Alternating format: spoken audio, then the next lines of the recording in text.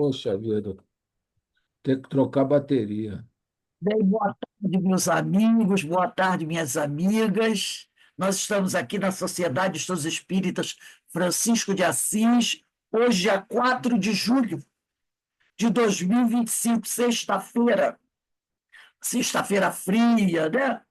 E nós estamos, nesse horário, nos preparando para estudar essa obra, Nos Bastidores da Obsessão, essa publicação de Manuel Filomeno de Miranda, pela psicografia do nosso querido e saudoso Divaldo Pereira Franco. Mas antes de iniciarmos aqui, vamos fazer a nossa prece, rogando ao nosso Pai Criador, a Deus, né, nosso Deus, a Jesus, o médico das almas, a Francisco de Assis, aos Espíritos amigos, que nos envolvam com a sua misericórdia, que nos fortaleçam o espírito, equilibrando as nossas energias, nos auxiliando na nossa caminhada, para que a gente permaneça firme nesse trabalho de autoeducação, desse aprendizado, né? Que nós precisamos fazer para subirmos mais um degrauzinho na famosa escada de Jacó, para assim nos aproximarmos do Senhor. E também rogamos sempre a Deus que abençoe aqueles nossos irmãos, né? Que hoje se encontram em situação mais problemática, às vezes com problemas, né, obsessivos, com problemas de saúde, que esses irmãos possam, né, encontrar a paz, a tranquilidade que eles tanto necessitam para poder prosseguir o seu caminho, crescendo, aprendendo, melhorando cada vez mais. E assim, Senhor, envolvidos por essas tuas bênçãos, te pedimos que nos fortaleça e que nos permita dar para iniciado o nosso estudo da tarde de hoje. Graças a Deus. Bem, gente, nós já iniciamos na semana passada a leitura do Exórdio, né? Que foi esse primeiro capítulo. Exórdio, como nós falamos aqui, chama-se Início de um Discurso. Eu coloquei aqui para vocês, né? Chama-se Início de um Discurso. E nós estamos, no momento, estudando, eu estou contando aqui os parágrafos, são de 9, 10, o 12º parágrafo, tá? É o 12º parágrafo desse exórdio. Quem hoje está vindo para a primeira aula, nós vamos para o 12º parágrafo do exórdio. Então, quem quiser dar uma procuradinha aí, o parágrafo de hoje começa assim: este livro deveria ter sido escrito há muito tempo, porque no parágrafo 9, eu vou subir 3 parágrafos aqui. O senhor, que é o 12º, eu vou subir 3. Ele diz assim: sinal dos tempos a que se refere os escritos evangélicos, prenuncia essa dor generalizada, a era do espírito imortal. Milhões de criaturas, no entanto, dormem o sono da indiferença, entregues aos anestésicos do prazer e ao ópio da ilusão. Aí tem aqui, eu vou pular um parágrafo, né? Só um instantinho aqui. Na realidade, a gente vai começar do 13º parágrafo. É o 13º. Mas eu vou ler aqui o 11. Ele diz assim, parágrafo 11. No entanto, o carro desatrelado da juventude corre na direção de abismos insondáveis. Os homens alcançam a maturidade vencido pelos desgastes da quadra juvenil, e a velhice, em desassossego, padece ao abandono. Os altos índices da criminalidade de todos os matizes e as calamidades sociais espalhadas na terra são, todavia, alguns dos fatores predisponentes e preponderantes para as obsessões. Os crimes ocultos, os desastres da emoção, os abusos de toda a ordem de uma vida ressurgem depois noutra vida, em caráter coercitivo, obsessivo e o que hoje ocorre como consequência do passado. A doutrina espírita, porém, possui os antídotos, as terapias especiais para tão calamitoso mal. Repetindo Jesus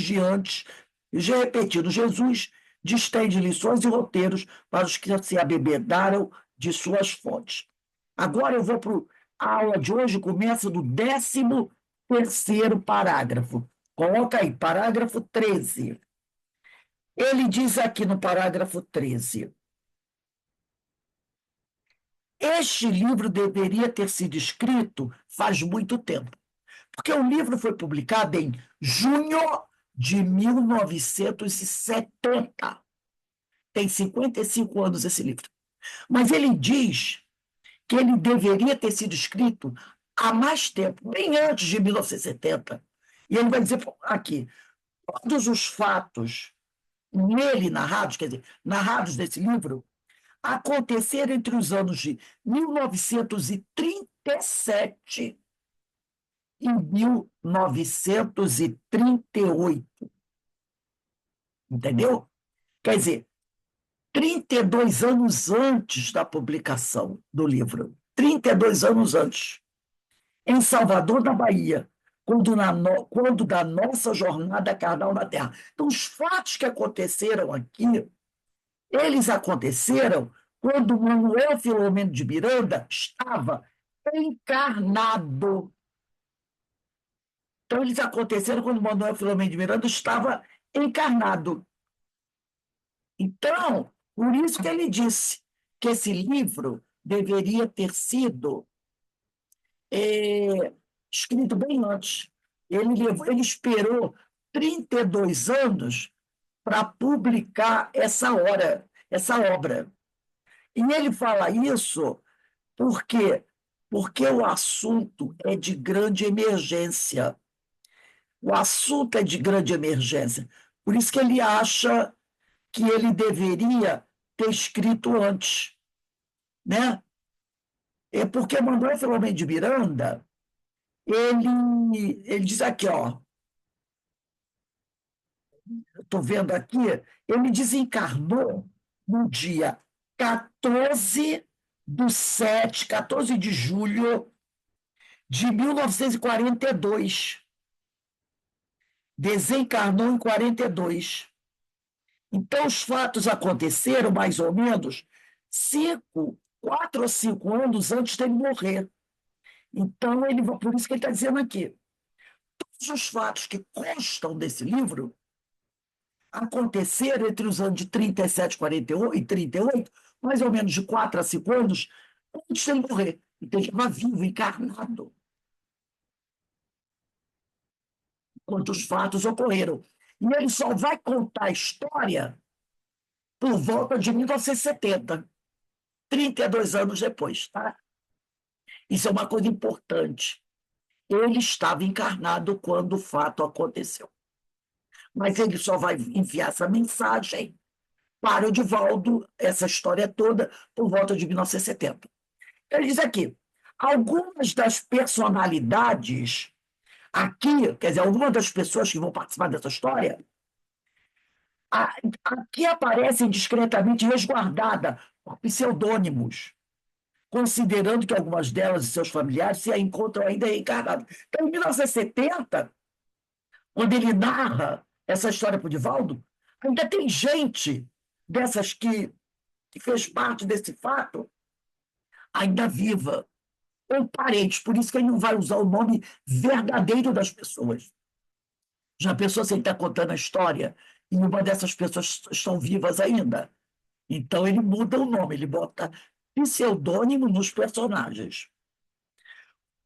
Como nos impressionassem as técnicas da obsessão, porque ele sempre foi um estudioso da desobsessão, né? Da obsessão, utilizadas pelos espíritos perseguidores, e as técnicas da desobsessão aplicadas pelos instrutores desencarnados, reunimos dados, fizemos verificação, entendeu? Não foi só aquela coisa de fiquei sabendo, não, ele foi verificar. E hoje, 1970, apresentamos, né, apresentamos o resultado das averiguações ao leitor interessado em informações do mundo espiritual sobre o palpitante problema das perseguições espirituais. Então, ele foi estudar as técnicas da obsessão, as técnicas da obsessão e as técnicas da desobsessão aplicada pelos instrutores. Então, ele estudou as técnicas da obsessão que são aplicadas, utilizadas pelos espíritos maus, e as técnicas da desobsessão aplicadas pelos instrutores espirituais. Isso com muito cuidado, com muito método. Estes fatos transcorrem entre os dois mundos, físico e espiritual, o dos encarnados e o dos desencarnados. Esses dois mundos se interpenetram, já que não há barreiras que os separem, nem fronteiras reais, né, definidas entre ambos. Grande parte das instruções, orientações e socorros procederam do mundo espiritual, durante as sessões realizadas com a participação de diversos membros da União Espírita Baiana, quando presidida por José Pititinga, o amigo incondicional do Cristo, grande amigo dele, né? Diversos companheiros encarnados, e nós participávamos em desdobramento parcial, porque ele era um médium, pelo sono das atividades da desobsessão e das incursões no mundo espiritual, sob o comando de abnegados mentores que nos sustentavam e conduziam, adestrando-nos nas realidades da vida extracorpórea. Desde vários anos, percebêramos a facilidade com que nos libertávamos. Ele tinha facilidade de fazer o desdobramento, que nos libertávamos parcialmente dos liames carnais, em estado de lucidez, amealhando desde então, incomparáveis recursos para utilização oportuna. Quando nos aconteceram as primeiras experiências dessa ordem, desdobramento, né? No labor mediúnico em grupo, retornamos ao corpo, conservando intactas as lembranças. Então, quando ele retornava ao corpo físico, depois de um trabalho desse, de um transe, ele trazia as lembranças do trabalho bem nítidas, bem vivas da cabeça dele.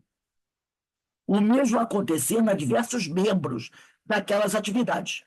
Quando se tornassem cada vez mais complexas as tarefas em curso, a bondade dos amigos espirituais procedeu à conveniente censura das lembranças. Porque eles traziam, não só eles, os companheiros também, a lembrança muito nítida dos fatos. E aí os amigos espirituais acharam por bem começar o quê? A apagar essas lembranças deles. Até para que essas lembranças não viessem atrapalhar o dia a dia deles. Porque eles traziam as lembranças bem nítidas. Então, os amigos espirituais começam o quê? A vedar essas lembranças, a apagar essas lembranças para que eles, né, isso não viesse a trazer problemas. Então, eles aqui, procedeu a conveniente censura das lembranças, de modo a que a nossa vida material não fosse afetada pelas recordações de tais realizações.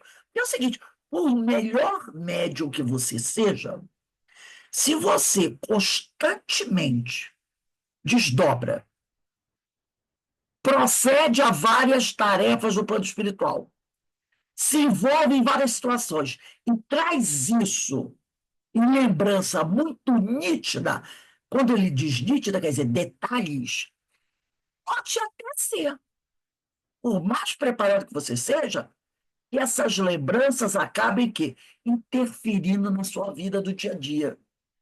Então, para não trazer nenhum problema para o trabalhador, eles vão embaçando um pouco as lembranças. Aí você lembra de uma coisinha aqui, de outra coisinha ali, a coisa fica meio nebulosa, né? Às vezes acontece isso com a gente, mas essa lembrança nítida, dependendo do volume de lembrança, pode atrapalhar, sim, a nossa vida.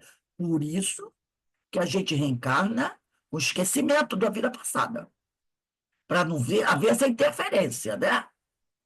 Então, eles aqui, em confabulações com Petitinga, que era um grande trabalhador, né, um grande médio ainda, quanto ainda do plano físico, conseguimos, de certo modo, acompanhar as disposições socorristas dedicadas aos membros envolvidos nas tramas da obsessão, de que nos ocupamos destas pastas. Foi, todavia, chegando, somente depois que ele desencarnou, após a libertação dos liames fisiológicos pela desencarnação, que pudemos reunir dos apontamentos de que tínhamos necessidade, contando também com essa valiosa cooperação do venerando amigo Petitinga, que havia desencarnado antes dele, e das entidades superiores que nos ajudaram naquele tentame, então coroado de êxito, mercê da divina misericórdia. Então, só depois que ele desencarnou, é que ele conseguiu realmente pegar todas as lembranças dele, porque aí já não tem o impacto do corpo físico, né? E aí, com a ajuda também dos amigos espirituais, ele pôde começar a reunir os fatos. Alguns dos subitens que constituem os prolegômenos desta obra. Vamos prestar atenção no seguinte: prolegômeno quer dizer um texto introdutório que tem os princípios básicos para o estudo de um assunto. Então, o próximo capítulo dessa obra chama-se prolegômeno. Por isso que ele diz alguns dos subitens que constituem os prolegômenos desta obra. Ele está se referindo ao próximo capítulo. E prolegômeno é isso: texto introdutório que contém os princípios básicos para o estudo de um assunto. O livro dos Espíritos também tem o prolegômenos, não tem? Também tem um capítulo chamado Prolegômenos, lá do livro dos Espíritos. Né? Então, vamos nos lembrar disso. Está aqui, ó, Livro dos Espíritos. Deixa eu ver se vocês conseguem ver, que o meu está muito rabiscado, gente. Aqui, ó. Prolegômenos. Vocês estão vendo?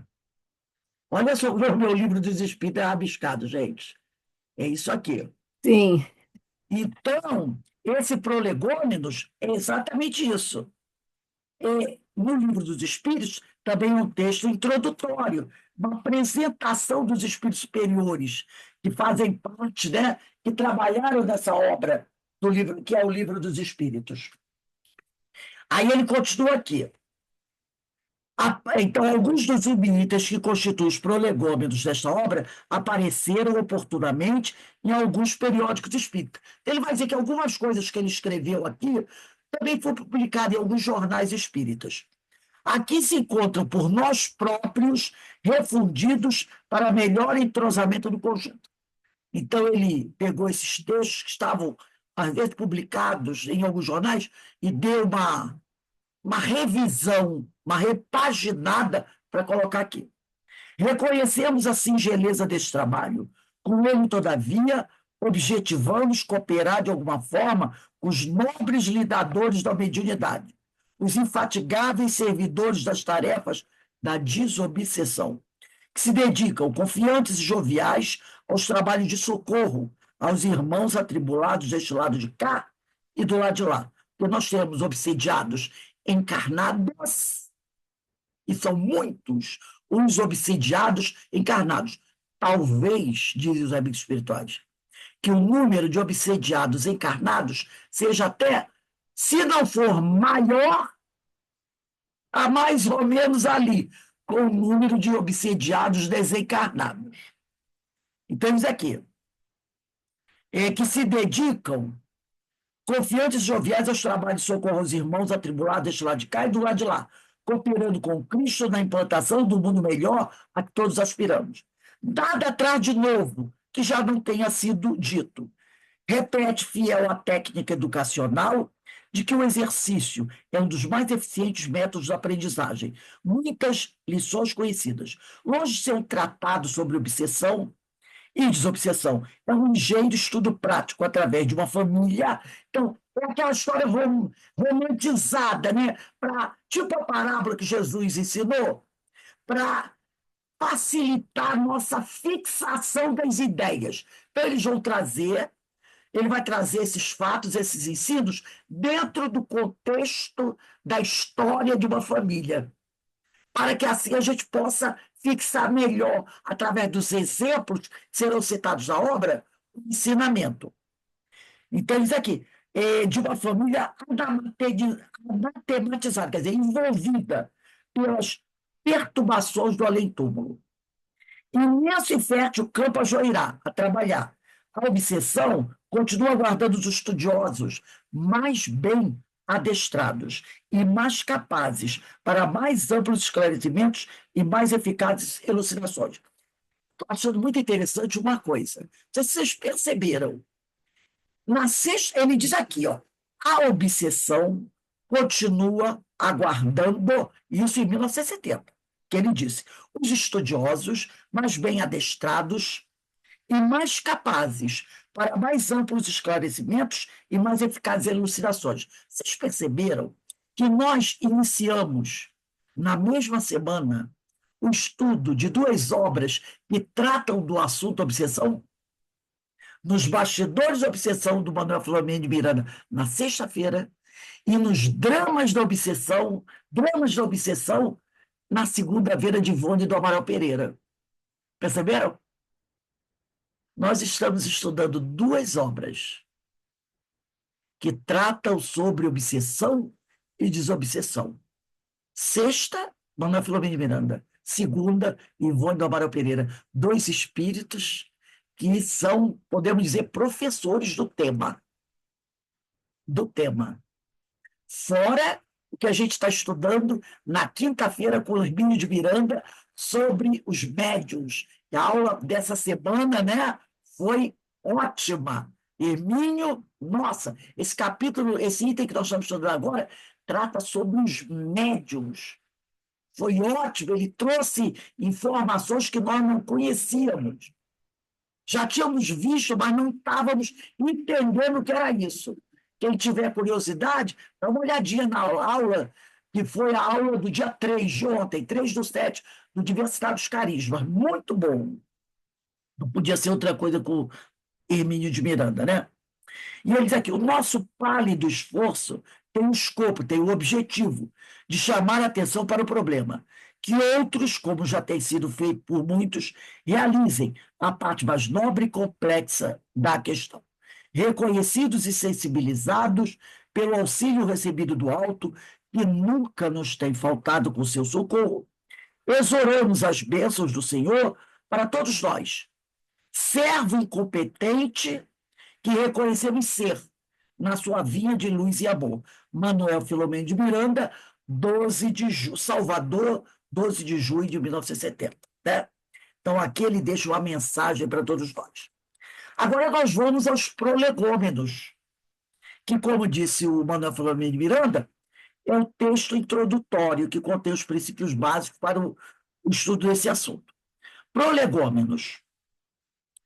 Ele traz aqui para a gente, vocês não precisam pegar não, tá? É a introdução, número 6, do Livro dos Espíritos. Vocês não precisam, porque vocês não vão achar o ponto, o parágrafo, ele é difícil de achar. Mas eu trouxe aqui. Ele traz aqui o parágrafo, um parágrafo. Eu vou ler 2 da introdução, porque eu achei importante. Mas se alguém quiser colocar aí, é só botar aqui embaixo. Introdução número 6 de um Livro dos Espíritos, tá? Ele vai dizer assim, eu estou lendo o Livro dos Espíritos. Aqui, você lendo, você vai ler só um parágrafo, mas eu vou ler 2. Temos aqui, é a introdução número 6 de um Livro dos Espíritos, esse trecho aqui. Diz assim, Kardec, os espíritos exercem incessante ação. Deixa eu só ver aqui um pouquinho, uma coisa. Que essa introdução é de Allan Kardec, tá? Os espíritos exercem incessante ação sobre o mundo moral e mesmo sobre o mundo físico, Ô, Rose, Oi. você poderia, por gentileza, esclarecer mais, porque eu sempre tive dúvida desse aspecto, né, que Kardec nos traz, sobre essa ação do mundo moral. Como os espíritos, a nossa relação com os espíritos nos gera uma ação no mundo moral, ou seja, gera ação sobre nós moralmente. Tu esclarece mais? E as nossas tendências, para que eles chegam até nós, observando as nossas tendências, as nossas virtudes e os nossos vícios. Se temos muitas virtudes, ou se eles percebem que estamos nos esforçando por melhorar, eles, então, né, vamos dizer assim, afastados, se é um espírito elevado, se é um espírito, não precisa nem ser muito elevado, mas se ele vê que é um espírito, né, que está lutando para se melhorar, muito afeito ao evangelho, ele já tem certas reservas.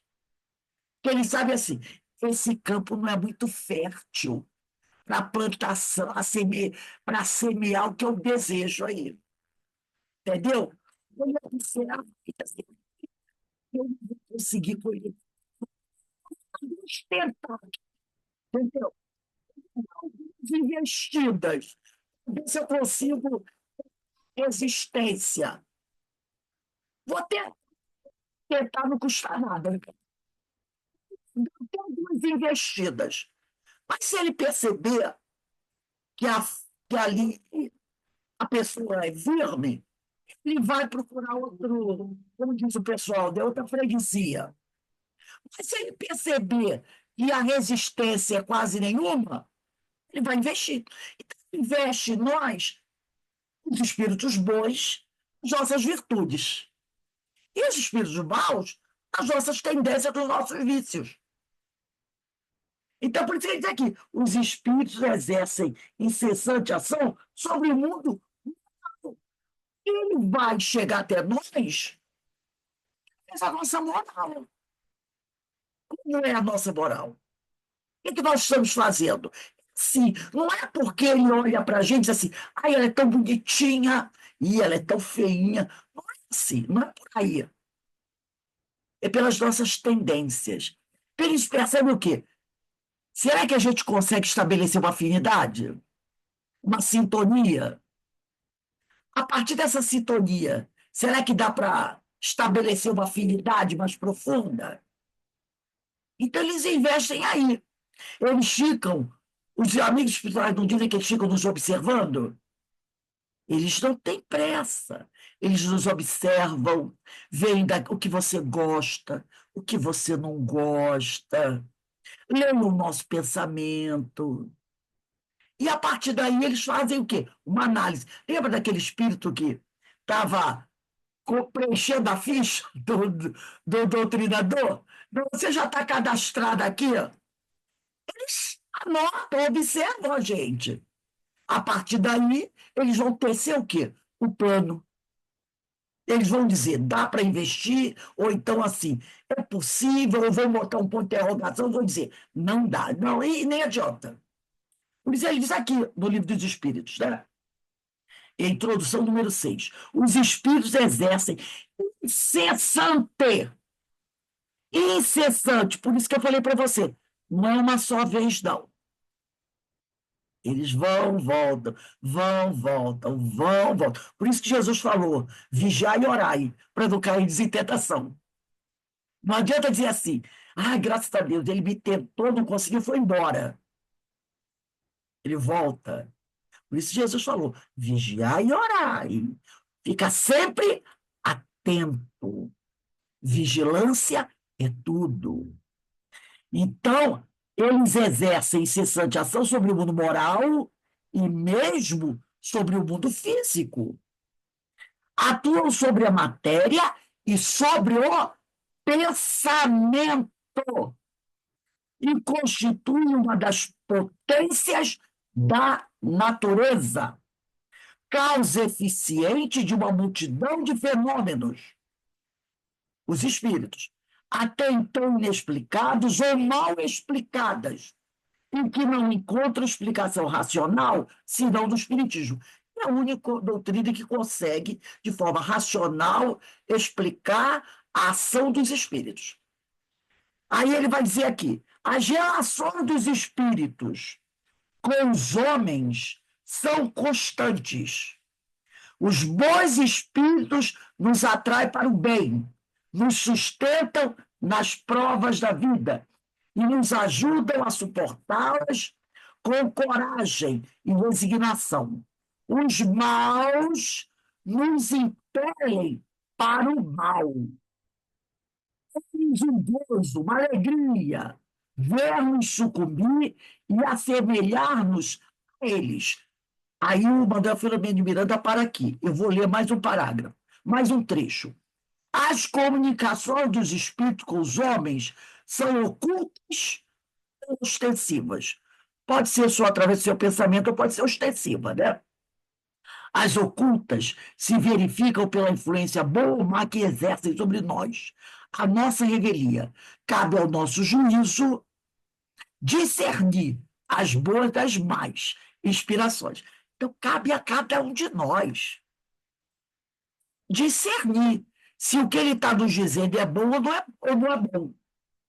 Não é um espírito que vai dizer assim, não ouse, não escute o que ele está dizendo que é bom. Ou vai dizer para mim assim, Rose, escute o que ele está dizendo que é bom. Não, sou eu que tenho que ter a capacidade de avaliar se o que está sendo apresentado para mim é bom ou se não é bom. Como é que eu vou fazer isso se eu não estudo? Principalmente, né? A Cris está dizendo, por isso que a mãe fala juízo, né? Como é que eu vou analisar isso se eu não estudo, principalmente o Evangelho de Jesus? Porque vai ser o Evangelho de Jesus é que vai me dar os parâmetros, as bases morais. Daí a importância da gente estudar o Sermão do Monte. Lembra que a gente está estudando o Sermão do Monte? Esse capítulo 4 que acabamos essa semana, né? Porque, e falando sobre alicerce, essa semana no Sermão do Monte, lembra que eu falando do alicerce? Com essa base que é o Evangelho, você tem condição de saber. Opa, isso aqui é um canto de sereia. Lembra do canto de sereia? Da história de Ulisses? Que ele queria ouvir o canto da sereia. Ele queria ouvir. Quando ele está voltando para casa, depois de participar da guerra de Troia, todos os navios que passavam naquela região onde as sereias viviam, iam a pique. Por quê? Porque os marinheiros ouviam o canto da sereia e o canto os seduzia, e eles enlouqueciam. E o barco afundava. Eles se perdiam. O nome desse livro é maravilhoso, é Odisseia. É a viagem dele de volta, né? E aí, o que o Ulisses faz? Ele pede para todos os marinheiros colocarem cera nos ouvidos. Cera dos ouvidos. Para não escutarem o canto da sereia. Para não se deixarem ser seduzidos, envolvidos. E ele quer, mas ele quer ouvir. Porque diz que o canto é maravilhoso, o canto da sereia.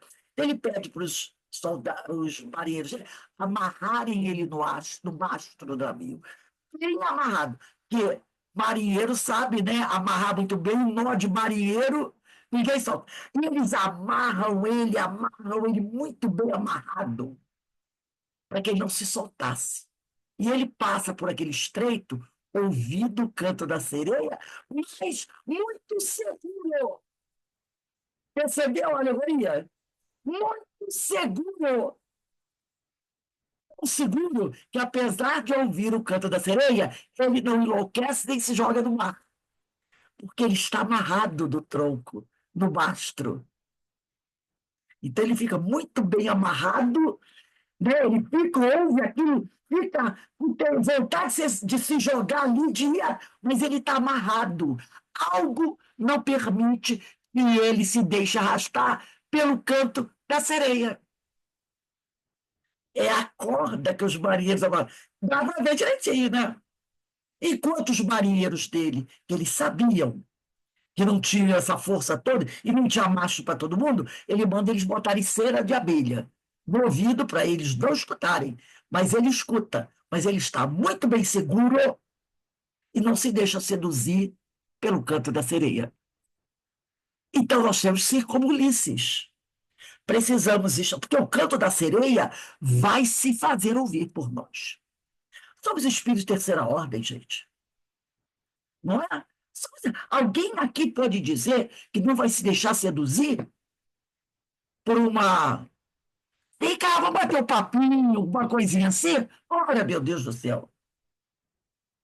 Como diz Paulo, se nós estamos cercados por uma multidão de testemunhas, é claro que uma dessas testemunhas vai conseguir furar o nosso bloqueio. Mas nós precisamos o quê? Estar muito bem fortalecidos como Ulisses. E quem vai ser a nossa corda? Quem vai ser o nó que não vai deixar que a gente se mergulhe, né, no mar para se deixar levar pelas sereias que vão soltar o seu canto? É o Evangelho. É o Evangelho. Porque quando a sereia cantar, você vai dizer assim, ó, pode ir. Não venha com o seu canto, não, porque eu sei bem que você está querendo, mas dessa vez eu não vou me deixar arrastar por você. Entendeu? Então você pode até ouvir a sereia cantar, mas você já estará preparado para resistir ao canto da sereia. E quem te dá essa base é o Evangelho. Aí a pessoa diz assim: ah, mas a mediunidade, mas a ciência espírita. Eu digo assim: quantos médios espíritas, quantos filósofos espíritas, quantos estudiosos da ciência espírita já se deixaram levar pela obsessão? Um monte, um monte. Um dos mais famosos, eu nem vou citar o nome aqui para não ser deselegante, né? Trabalhou anos a fio com o Chico Xavier. E vários outros, de vez em quando nas páginas policiais apareceu um, não é? O que faltou ali? Evangelho. Foi evangelho que apareceu. Mas não é só conhecer as palavras de Jesus, não. É apreender e colocar em prática os ensinos do Senhor. É isso que não nos deixa levar pelo canto das sereias, né? Então ele diz aqui: as comunicações dos espíritos se verificam pela influência boa ou má que exercem sobre nós a nossa revelia. Eles não pedem licença. Cabe ao nosso juízo discernir as boas das más inspirações. As comunicações ostensivas se dão por meio da escrita, da palavra ou de outras manifestações materiais, quase sempre pelos médios que lhes servem de instrumentos. Os espíritos se manifestam espontaneamente ou mediante evocação. Eu trouxe mais esse trechinho aqui da introdução número 6 de O Livro dos Espíritos. Vamos agora começar no primeiro parágrafo, de Prolegômenos. Os modernos pesquisadores da mente encarnada, fascinados pelas experiências de laboratório, surpreendem paulatinamente as realidades do mundo extrafísico. Ligados, porém, aos velhos preconceitos científicos, denominam a faculdade através da qual veiculam tais fatos pelo nome genérico de psi. Então, os modernos pesquisadores, para não usar a palavra mediunidade, porque se eu usasse a palavra mediunidade, ia fazer esse vínculo com a doutrina espírita, então eles chamam, né, essas faculdades de psi, psi, tá? Então, eles aqui denominam a faculdade mediunidade, através da qual veiculam tais fatos pelo nome genérico de psi. O psi é uma designação que dá elasticidade quase infinita aos recursos plásticos da mente. Então, tudo aquilo que nós conseguimos realizar com a nossa mente, eles chamam de psi. Pronto. E é bem elástico esse nome, né? Abrange quase tudo. Mas como conhecimento do passado, telepatia, acontecimentos que tiveram lugar anteriormente e se encontram gravados nas mentes de outras pessoas. Conhecimento de ocorrências no mundo exterior, clarividência, os fenômenos anímicos, né? Ou, como diz Allan Kardec, não mediúnicos. Porque Kardec nunca falou da palavra anímica. Sem o contato com impressões sensoriais e percepção do futuro, presciência, né? Em princípio, os recursos valiosos da mente nas experiências, né, de transposição. Deixa eu só abrir aqui um instantinho para facilitar. Tá? Nos fenômenos de transposição dos sentidos, fenômenos de profetismo e lucidez, demonstrações de insensibilidade tátil nas alucinações, polarizações e despolarizações psíquicas realizadas em epiléticos, histéricos, hipnotizados, ensejavam conclusões apressadas que pareciam confirmar as características do psi, que é, como ele diz, é um nome muito elástico. Tipo assim, cabe tudo dentro dele. Comprovou-se muito facilmente, através da sugestão hipnológica, que se pode impressionar um percipiente, a fim de que o mesmo assuma personificações parasitárias, momentaneamente. Só um instantinho aqui que eu vou pegar essa palavra aqui, que eu peguei várias, mas esqueci essa. Aqui, ó. Percipiente. Eu gosto sempre de colocar as palavras. Eu coloquei hoje várias delas e ele diz é percipiente, aquele que é dotado da faculdade de saber, ou que é capaz de perceber com facilidade. Então, por isso que ele diz, né? Comprovou-se muito facilmente, através da sugestão hipnológica, que se pode impressionar um percipiente.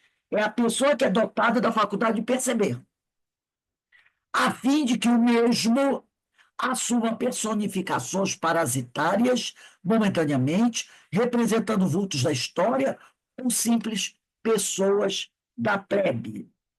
Aí aquele vai dizer assim: considerando-se, todavia, em outras experiências, os fenômenos intelectuais, como nos casos de xenoglossia e glossolalia.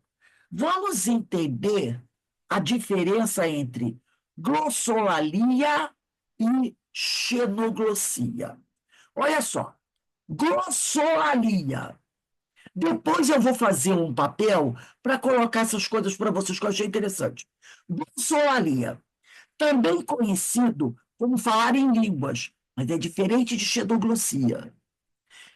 É a prática de pronunciar palavras ou sons que não são reconhecidos como uma língua conhecida, frequentemente associada a experiências religiosas fervorosas. Então, a glossolalia é a prática de pronunciar palavras ou sons que não são conhecidos como uma língua conhecida. E às vezes você vê o médium proferindo vários tipos de sons e até parecendo algumas palavras, mas que você não encontra nenhuma palavra dessas numa língua conhecida. Aí ele diz aqui, frequentemente associada a experiências religiosas fervorosas. Outro dia, eu estava vendo um vídeo de um grupo de irmãos evangélicos. E uma irmã, que para mim estava sob transe, para mim estava, ela começa a falar um monte de coisa. Mas aquilo que ela fala, você não vai encontrar em lugar nenhum. Aqueles sóis. Então ele chama isso de glossolalia, que são palavras que não são reconhecidas como uma língua conhecida, frequentemente associada a experiências religiosas fervorosas. Geralmente, o indivíduo que pratica a glossolalia acredita estar falando uma língua divina ou desconhecida, enquanto quem ouve pode não entender o que está sendo dito. A glossolalia pode ser entendida de diferentes expectativas. Do ponto de vista religioso, é vista como um dom espiritual, um fenômeno sobrenatural, em que o indivíduo se comunica com o divino ou recebe mensagens celestiais. E aí o homem comum não entende. Outra questão. É um fenômeno comum em algumas denominações cristãs, como o pentecostalismo. Olha aí, entendeu?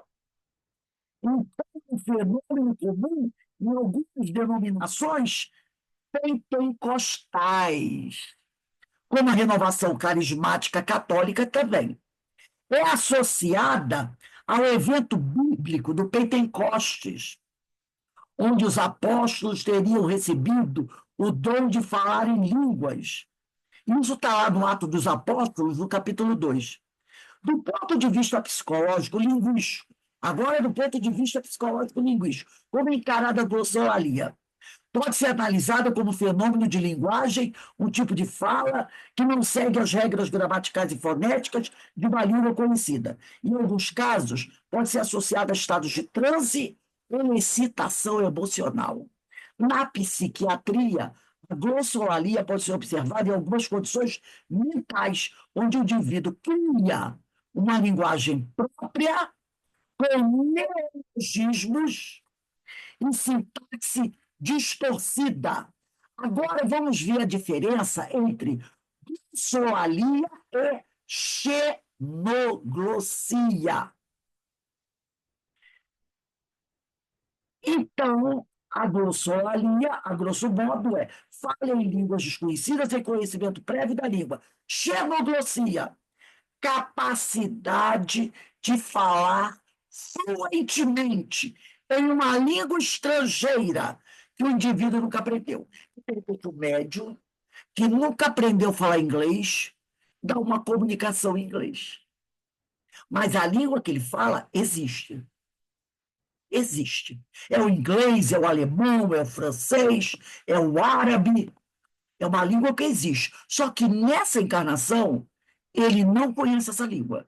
Mas ele dá uma mensagem numa língua que pode ser identificada.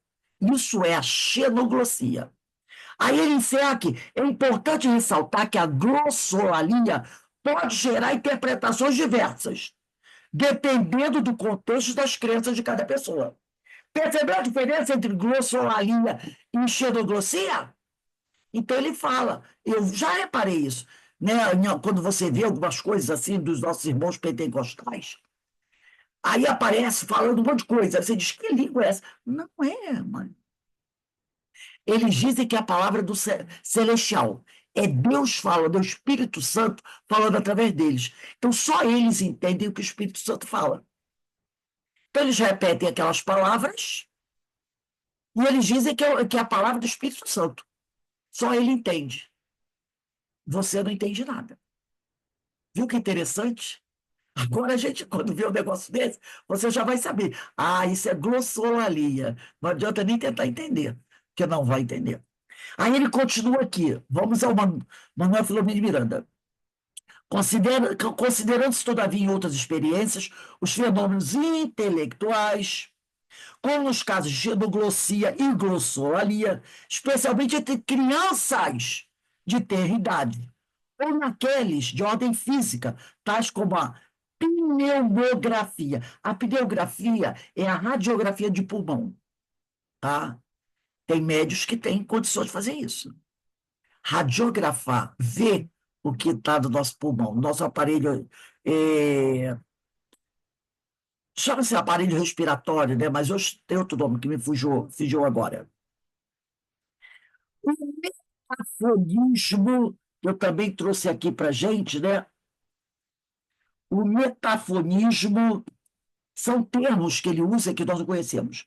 No contexto da língua portuguesa, metafonismo refere-se à mudança do timbre da vogal tônica, a mais forte de uma palavra, quando ela é flexionada, geralmente no plural, alterando o som da vogal, o de fechado, que é o O, para o aberto, que é O. É um fenômeno comum em algumas palavras, especialmente substantivos e adjetivos. Está relacionado à influência da vogal seguinte na pronúncia da vogal tônica. Exemplo: ovo, ovos; osso, ossos; poço, poço. O que causa o metafonismo? Ele ocorre devido à influência da vogal da sílaba seguinte, na vogal tônica. Quando a vogal final da palavra ou a vogal da sílaba seguinte é uma vogal alta, I ou U, ela pode causar abertura da vogal tônica. Então, né, olha só o que ele diz aqui.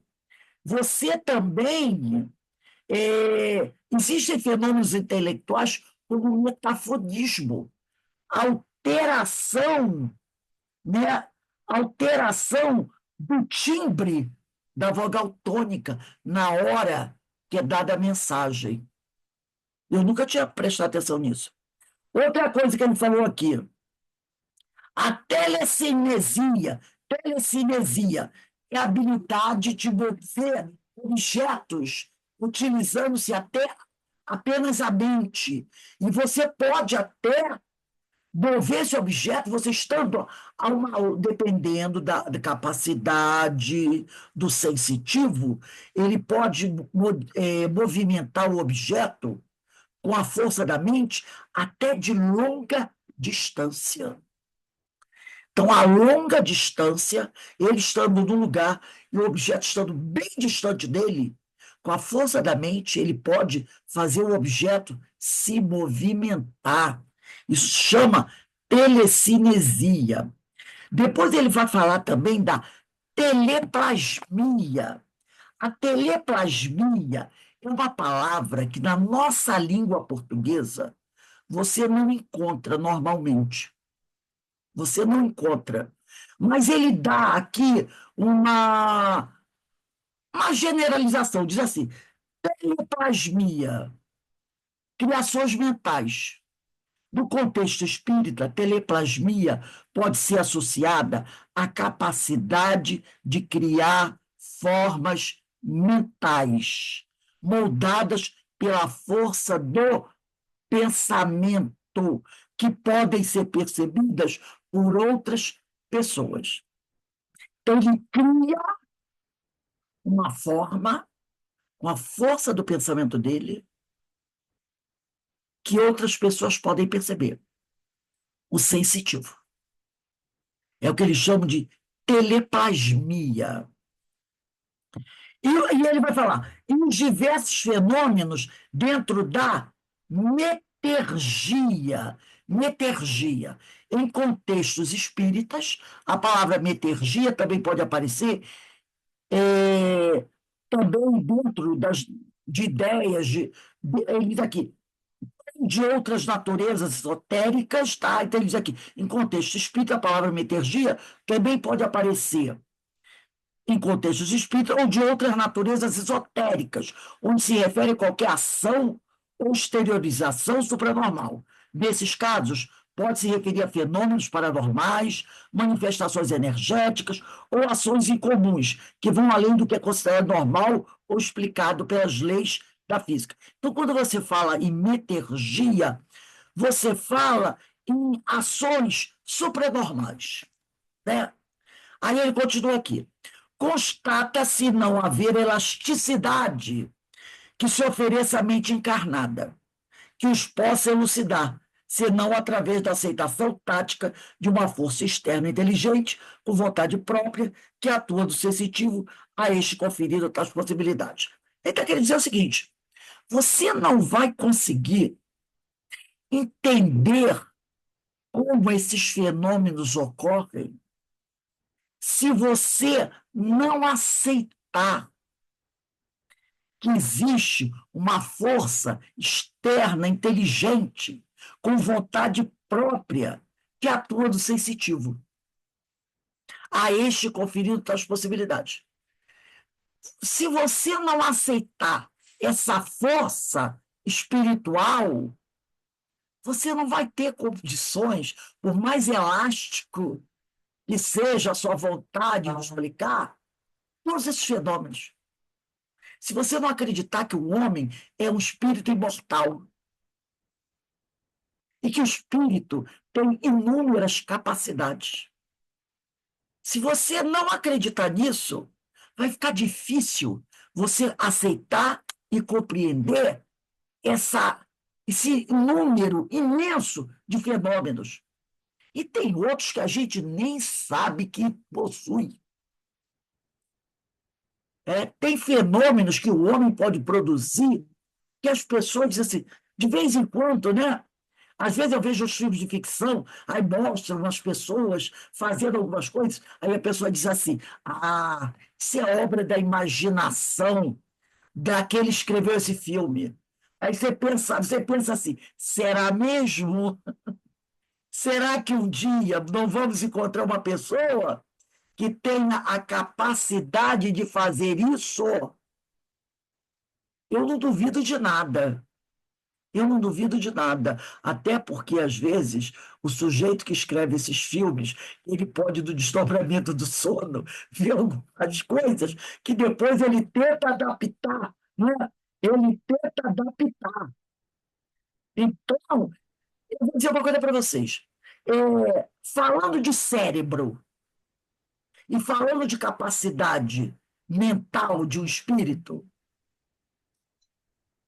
nada é impossível. Nosso, nosso cérebro, nós não conseguimos ainda até hoje usá-lo totalmente. Diz o amigo espiritual que a gente só tem domínio de nem sei se 5% do nosso cérebro, da capacidade do nosso cérebro. Imagina de uma mente de um ser imortal, né? Então a gente não pode dizer, isso o homem não tem condições de fazer. Será? Cris, pode falar. Oi, boa tarde a todos. Ô, Rose, quando numa reunião mediúnica, um espírito traz a sua comunicação em outra língua, mas as pessoas que estão na, na reunião não entendem essa língua, assim, ou inglês, de repente ninguém ali, nem doutrinador, nem ninguém sabe a língua, ou inglês, o que for. Que utilidade seria se ninguém teria capacidade de entender? Diz que nada, nenhuma. Tem um capítulo, depois eu vou ver se eu acho, quando Paulo de Tarso fala sobre o dom das línguas, que ele preferia falar, mas de forma que todo mundo entendesse o que ele estava falando, do que falar em uma língua e ninguém entendesse nada. Ele diz, quando você fala em muitas línguas, é exaltação para você, né? Exaltação para você, que vai ser admirado, né? Mas ele diz, os meus companheiros que estão ali, né? Então ele diz assim, sobre esse de falar em línguas, Paulo disse isso. Eu prefiro falar aqui, no caso, em hebraico, quando ele se referia aos hebreus, estava conversando com os amigos hebreus, né? Eu prefiro falar nessa minha língua que todo mundo entende, falar pouco na língua que eles entendem, passar a mensagem, falar em outra língua e ninguém entender. De até ser que a equipe espiritual, de repente, para, sei lá, mostrar que isso pode acontecer, permita que a mensagem seja dita numa língua, mas vamos assim, né? Do branco no preto e do branco, como o pessoal diz por aí. Vamos do certo e do não certo, do claro e do escuro. O que valeu a mensagem? Oh, o médium falou em inglês. Então, Você, cabe a ele aí, caberia então o médio a não fazer, né? olha, cabe fazer aquilo que estamos estudando no Diversidade dos Carismas. Porque lá, no Diversidade dos Carismas, capítulo 16, Semiologia da Comunicação Mediúnica, Hermínio de Miranda, de forma magistral, mostra o que o médium tem que fazer, né? Ele tem que captar a ideia do espírito e Entendi. transformar essa ideia num texto, seja psicográfico ou verbal. De boa quer dizer decodificar o pensamento. Que o espírito não fala usando o vocabulário, a palavra, é o pensamento. Ele tem que captar a mensagem, a ideia do espírito, decodificar essa ideia e transformar numa comunicação que possa ser percebida e entendida por aquelas pessoas que estão ali. Isso nesse capítulo 16 do livro Diversidade de Carisma, Emílio é magistral para explicar como isso funciona, como deve ocorrer, e que o médium deve se colocar como um simples instrumento. Se a espiritualidade permite, se o médium não sabe fazer isso, não entende, ou permitiu para mostrar que o fenômeno existe, que é o da xenoglossia, bem, eu não vou contestar o trabalho dos espíritos. Mas, efetivamente, a mensagem não ficou. Entendi, entendi. E alguém, no final, vai dizer assim: eu sei, porque a não ser que alguém diga assim, por telepatia eu li o pensamento do espírito. Aí dá licença. Nem todo mundo aqui sabe fazer telepatia. Então, se esse espírito deu uma mensagem edificante, ela se perdeu. Então, Paulo Ah, diz isso. Eu prefiro falar em hebreu, ele tinha essa mediunidade, mas ele diz, eu prefiro falar na língua que entenda. Falar pouco, mas na língua que todo mundo entenda, para que as pessoas possam fixar a mensagem. Ô, Rose, É de outra língua. tem uma coisa assim bem que eu estava aqui pensando, né? A gente falando sobre isso. É, dentro da igreja evangélica, que eu estive dentro da Assembleia de Deus, né? Pentecostal. Eu estive lá fugindo do espiritismo. Eu fugi do espiritismo, só que não adiantou, né? Nem adianta, a gente sabe disso, que a gente é médium em qualquer lugar. A mediunidade não sai da gente. Mas, enfim, e lá eles davam uma explicação. Era dito dessa maneira que se a pessoa que diz mesmo que é a língua dos anjos, né? Aí, aquele que tem esse dom da diversidade de línguas, o que que acontece? Ele falando sozinho, sem um intérprete, ele está edificando a si próprio. Ele não está edificando a mais ninguém. Não diz isso. Eu Sim, estava tentando achar aqui, mas depois eu vou achar. precisa. É porque isso está fundamentado mesmo com Paulo falando sobre isso. Diz isso. Se eu falo em língua estrangeira, ninguém entende, eu estou edificando só a mim próprio. Assim mesmo. Isso. E não estou edificando os outros, que ninguém vai. Isso. Aí, dentro da igreja evangélica, precisa o quê? Haver um intérprete de línguas. Quando não tem intérpretes de línguas, então a pessoa tem que ficar calada, entendeu? Não deixar, não dar vazão. No caso da glossolalia, Sim, da glossolalia, o intérprete vai interpretar o quê? Se aquilo que ele está falando não está contido em nenhuma língua, se aquelas palavras, ele vai interpretar o quê? O que ele quiser. Não é não? sim. Pode sim ter isso Não é também. dizer, eu sou intérprete, mas aquilo que ele está falando, ele diz que é a palavra de Deus. Sim, diz que é a palavra dos anjos. Aí eu vou ser o intérprete dos anjos. É, Só que aquela língua não existe.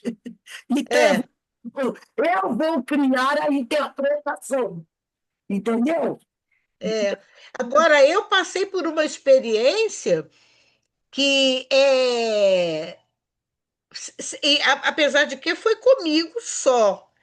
Numa hora, num horário assim de oração, eu não sei o que aconteceu. Eu estava tão concentrada, né, ali dentro da oração, eu não sei o que aconteceu, mas eu falei numa língua que eu sei qual era a língua. Só não sei o que, eu não soube interpretar, porque eu não conheço as línguas. Eu conheço um pouquinho do hebraico porque eu estudei um pouquinho. Eu não sei ler tudo, né? Eu só sei um pouquinho, mas eu falei realmente, numa língua como é que chama, meu Deus? Que eu sabia, esqueci o nome agora do povo. Do Oriente mesmo. Eu sei que saiu aquilo e eu realmente eu devia estar tomada e que eu não sei, eu não lembro o que que era, que fenômeno foi aquele que aconteceu. E Dulcineia, você falou numa língua que existe, que alguns chamam Sim, de língua morta, porque é uma língua que às vezes não é falada mais, mas é uma língua que existe. Eu achei o quê? Aqui, ó, na primeira carta, quem quiser anotar aí, primeira carta aos aos Coríntios, Coríntios, isso. 14, versículo de 1 a 5. Primeira carta aos Coríntios, capítulo 14, versículo de 1 a 5. Olha o que diz Paulo de Tarso. Hierarquia dos carismas, em vista do bem, repare, hierarquia dos carismas, em vista do bem comum. Então, carisma, ele tem que servir para o bem comum, não para um só, não para a exaltação de um, mas tem que ter a finalidade coletiva. Então, ele diz assim: procurai a caridade. Entretanto, aspirais, aspirai aos dons do Espírito, principalmente a profecia, que é a capacidade, né, a profecia, de você transmitir a mensagem dos Espíritos. Pois aquele que fala em línguas não fala aos homens, mas a Deus. Ninguém o entende, pois ele, em espírito, enuncia coisas misteriosas. Mas aquele que profetiza fala aos homens, edifica, exorta, consola. Aquele que fala em línguas edifica a si mesmo, ao passo que aquele que profetiza edifica a assembleia. Desejo que todos falem em línguas, mas prefiro que profetizeis. Aquele que profetiza é maior do que aquele que fala em línguas, a menos que este a interprete, para que a assembleia seja edificada. Então, por exemplo, ele dá uma mensagem do Espírito em francês. Depois ele para e traduz fielmente para o português a mensagem. Foi isso que ele falou. Né? Então, depois ele diz assim, aí eu fui até o 6. É isso. Ele diz assim: suponde agora, irmãos, que eu vá ter convosco falando em línguas. Vos serei útil, se a minha palavra não vos levar nem revelação, nem ciência, nem profecia de ensinamento. Ele vai dizer: qual utilidade, se a minha palavra não vai edificar vocês? O mesmo se dá com os instrumentos musicais, como a flauta ou a cítara. Se não emitirem sons distintos, como reconhecer o que toca a flauta e a cítara? E se a trombeta emitir um som confuso, quem se preparará para a guerra, que era a trombeta que avisava que o inimigo estava chegando? Assim também vós. Se vossa linguagem não se exprime em palavras inteligíveis, que todo mundo possa entender, como se há de compreender o que dizeis? Estareis falando ao vento. Existem no mundo não sei quantas espécies de linguagem, e nada carece de linguagem. Ora, se não conheço a força da linguagem, serei como um bárbaro para aquele que fala. E aquele que fala será como um bárbaro para mim. Assim também vós, já que aspirais aos dons do Espírito, procurai tê-los em abundância para a edificação da igreja. Então, na realidade, eu começo aqui, capítulo 14, versículo de 1 até o versículo 12. Ele dá uma aula aqui. Ele dá uma aula sobre isso. É aquele detalhe, não estamos aqui criticando em quem tem essa capacidade, mas foi o que o Paulo falou. Se você puder, eu dei uma mensagem em inglês, ótimo, lindo, bonito. Agora, faz o seguinte, agora você vai traduzir para o português tudo que você falou. Porque aí você vai o quê? Edificar toda a Assembleia. Caso contrário, só edificou a você mesmo. A mensagem não foi passada, ninguém aproveitou nada, a coisa se perdeu aí, né? Então, aí eu só vou ler mais um parágrafo aqui, né? Aí ele disse aqui, estudiosos do assunto, né? Estudiosos do assunto do passado, tais como William James, acreditaram que todos vivemos mergulhados numa corrente de consciência cósmica, enquanto Henrique Bergson supunha que a mente possui o conhecimento de tudo, em qualquer lugar, sem limitação de tempo ou de espaço, dando ao cérebro a função de velador de tal conhecimento. Enquanto tais fenômenos se demoram sem explicação definitiva, a sobrevivência do espírito após a morte do corpo não encontra aceitação pelas academias. Distúrbios mentais de vária ordem aprisionam multidões em cárceres estreitos e sombrios, povoados pelos fantasmas da loucura, reduzindo o homem à condição primitiva do passado, né? Então, ele fala, muitos desses fenômenos continuam sem explicação, né? Sem explicação, e a ciência, a academia, não aceita a sobrevivência do espírito após a morte física. Mas isso não impede que várias pessoas sofram constrangimento de espíritos, né? E essas pessoas vivem aprisionadas em cárceres estreitos e sombrios da sua mente, né? Povoados pelos fantasmas da loucura, reduzindo o homem à condição primitiva do passado. Então, que a ciência não aceite, tudo bem, ela tem o direito de não aceitar. Mas isso não elimina que as coisas aconteçam, que os espíritos existam, né? Isso não faz desaparecer esses espíritos. Semana que vem, hoje é dia 4, dia 11, nós vamos começar aqui. Muito embora é o parágrafo 7º, tá? Parágrafo 7º. Bota aí o número 7. Muito embora, dia 11/7/25. Muito embora os desvarios da razão. É o 7º parágrafo. Bastante interessante, né?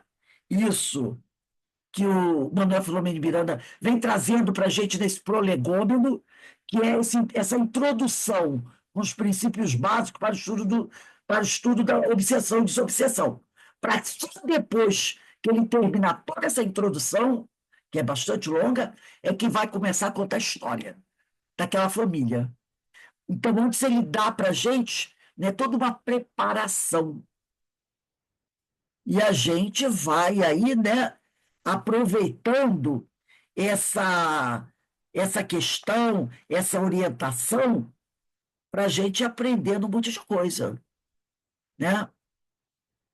Quantas coisas a gente hoje captou, né? Então vamos parando aqui, semana que vem a gente volta, é um estudo bastante interessante para quem gosta desse assunto, né? E muito rico, onde a gente tem muita coisa para aprender. Segunda-feira, também, o Dramas da Obsessão de Ivone do Amaral Pereira, né? A gente tá Por que será que a gente está mergulhando tanto nesse assunto, né? É só a gente dar uma observada no mundo que a gente está vivendo atualmente. Observa o mundo que a gente está vivendo atualmente. Eu tenho visto e ouvido, né, assistido algumas palestras. As pessoas realmente estão muito carentes, né? Todos nós, a gente pode dizer assim, de muita coisa, principalmente trabalhar a nossa mente, trabalhar o nosso eu próprio, né? Se conhecer, né? Conhece-te a ti mesmo, que eu acho que está parecendo, para mim, a coisa principal, porque a gente vai saber exatamente como se colocar, né? Diante de tanta coisa, né? Que parece que tem muitas coisas assim, trabalhando na mente das pessoas, parece, não, a gente sabe que tem, que deixa a gente bastante, né, conturbado. E nem todo mundo tem aquele discernimento, né? Não consegue ter o discernimento, né? Gente, não tem não, minha amiga. Por isso que É, cada desastre é terrível, né? pois Então, é. encerrando aí o nosso estudo de hoje, agradecendo a Deus, agradecendo a Jesus por essa oportunidade. Porque se estamos hoje estudando e participando dessa revelação, é porque a gente precisa. Porque a gente precisa. Então, Deus está nos dando a oportunidade para que a gente não venha novamente a cair em tentação, nem nos deixarmos seduzir pelo canto da sereia, que é tão bonito, né? É tão bonito, mas pode nos levar aos abismos, né? Nós Aqueles estamos buscando a verdade. A verdade. Vamos seguir em frente, sempre agradecendo a Deus por tudo. Gente, daqui 15 minutinhos, quando for 5h35, a gente retorna para o estudo do Livro dos Médiuns, e também é muito bom, um rico aprendizado. Daqui a pouco a gente está de volta, tá? Um beijo no coração de todos.